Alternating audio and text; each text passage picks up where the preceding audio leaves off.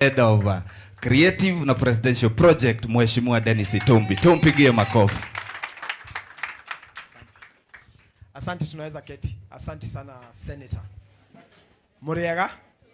Tugethania haga ini mwega. Na inde ciothe. Nini ndetwa Dennis Itumbi. Na njugaga Itumbi riu ni Itumbi ria nguku. Karango tumekuja kusema pole.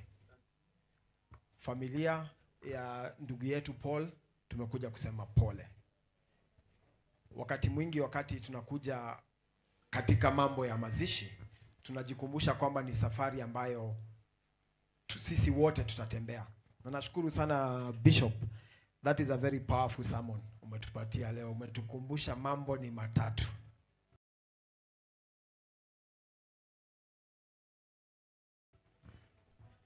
Na hata yangu itakuwa tu matatu.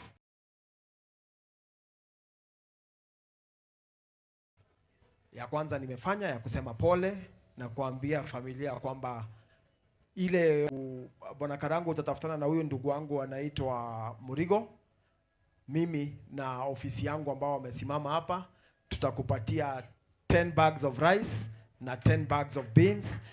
Na ile ingine yote ungetaka hapo ya chakula, uonane na yeye tupangane kesho, uweze ukapata uanze kupanga mambo ya mazishi. Nasikia ni Wednesday. Tupange hapo. Hiyo ni ya pili. Ya tatu. Karango, do not worry. Goro ya kanama ati ni Janet ye haha. But do not worry. TV ni okay.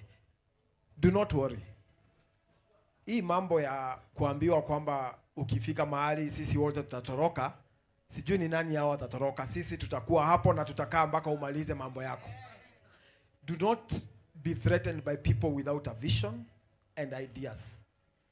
Stand firm and focus. And I like what the guy from that other party, sijui kama siko sure ni party gani, that's why I don't want to mention kwa sababu sikusikia, lakini nilisikia ni chama ingine ile ambayo ni hiyo ingine. So amesema kwamba he has apologized. So we want to believe that apology is a true apology and that they have reversed what they had said earlier. But wewe ukiwa kiongozi, wachana na hao waimbaji, wachana na watu ambao wako na talanta tofauti tofauti. The best you can do is support them. I worked with that gentleman when he was deputy president.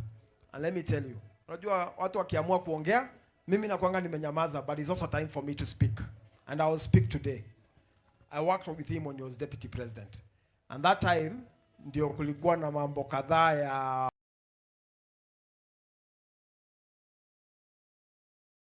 watu waimbaji wetu kufanya zile concert, ndio tunakuja tunawasupport.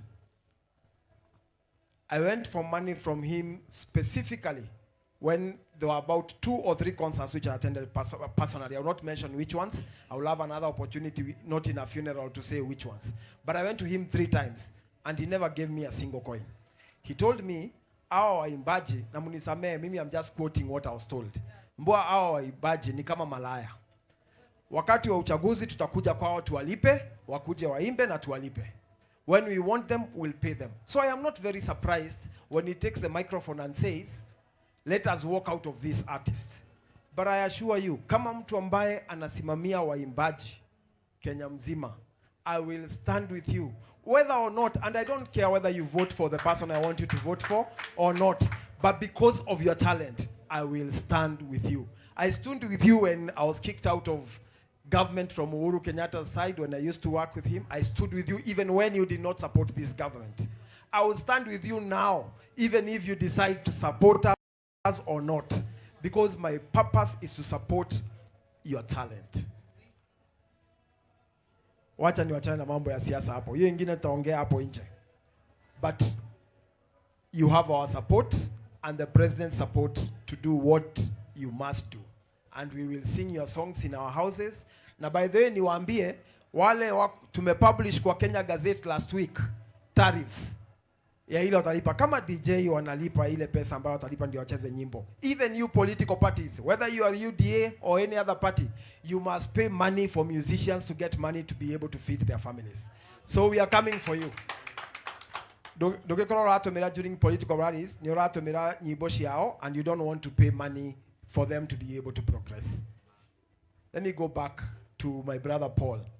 I understand we lost him in a road accident, and it's good that the bishop has prayed for us not to have these problems on the road.